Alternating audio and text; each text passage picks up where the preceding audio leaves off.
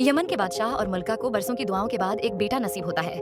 इस शहजादे की पैदाइश पर पूरे मुल्क में खुशी का समा छा जाता है। लोग गलियों में रक्स होता है करते हैं, घरों में चरागां होता है और हर तरफ मुस्कुराहटें बिखर जाती हैं। बादशाह और मलका इस बच्चे का नाम हातिम रखते हैं। बचपन से ही हातिम में नेकी और सच्चाई के आसार नमायां होते हैं। वक्त के साथ वो अपनी सखावत, ईमानदारी और दिलेरी की वजह से सादिक और अमीन के लक़ब से मशहूर हो जाता है। हातिम की रियासत से कुछ दूर एक और रियासत थी, जहाँ एक बेहद हुसैन मलका हुक्मरानी करती थी। इस मलका की एक जवान बेटी थी जिसका हुस्न पूरी रियासत में मशहूर था। एक दिन मलका की हुमे बेटी के साथ मलका ने एक अहम फैसला किया।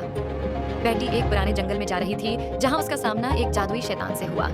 वो शैतान जादू का माहिर था और मलका की बेटी के हुस्न पर फरीफ्ता हो गया। इसकी नीयत खराब हो गई और उसने मलका की बेटी के भाई को पत्थर का बना दिया ताकि वो अपनी ताकत के बलबूते पर मलका और उसकी बेटी को काबू में ले सके। मलका और उसकी बेटी बहुत परेशान हुई और हर मुमकिन तरीके से अपने भाई को दोबारा जिंदा करने की कोशिश की।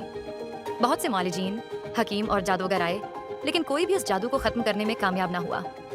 पूरे दरबार में उदासी छा गई और मलका हर दिन के साथ बेचैन होती जा रही थी। मलका को किसी ने बताया कि यमन में एक शहजादा है जिसका नाम हातिम है और वो निहायत ही नेक दिल और बहादुर है। इसके दिल में हर किसी के लिए रहम है और वो हर मुश्किल में दूसरों की मदद करता है। मलका अपनी बेटी के साथ यमन पहुंची और हातिम के दरबार में जाकर अपनी दास्तान सुनाई। उन्होंने हातिम से दरख्वास्त की कि वो उनकी मदद करे और इस जादुई शैतान का मुकाबला करे। हातिम ने उनकी बात सुनी और फैसला किया कि वो इस मुश्किल में उनका साथ देगा। उसने फौरन तैयारी की और सफर पर रवाना हो गया।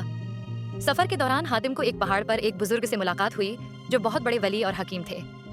इस बुजुर्ग ने हातिम को बताया कि इस जादू को खत्म करने का एक ही तरीका है और वो ये कि 7 सवालात के सही होंगे, जवाबात दिए जाएं। बुजुर्ग ने मजीद बताया कि वो जादुई शैतान इन सवालात के जरिए आजमाएगा। हर सवाल एक मुश्किल और गहरा राज होगा और हर जवाब हातिम को जादू को खत्म करने के करीब ले जाएगा। ये न सिर्फ एक अक्ल का इम्तहान होगा बल्कि दिलेरी, ईमानदारी और सब्र का भी। इन सवालात के जवाबात देना आसान ना होगा, लेकिन अगर होगा तो ये एक अजीम फतूह होगी। हातिम कामयाब हो जाए तो न सिर्फ मलका के भाई को दोबारा इंसान बनाया जाएगा बल्कि जादुई शैतान को भी हमेशा के लिए खत्म कर दिया जाएगा। हातिम ने दिल में अज़्म हो जाएगा कर लिया कि वो इस मुश्किल का सामना करेगा।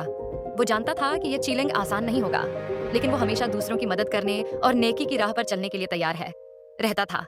7 सवालात के सफर का आगाज होने वाला था और हातिम को अपनी अक्ल, दिलेरी और नेक नीति का पूरा मुजाहिरा करना था।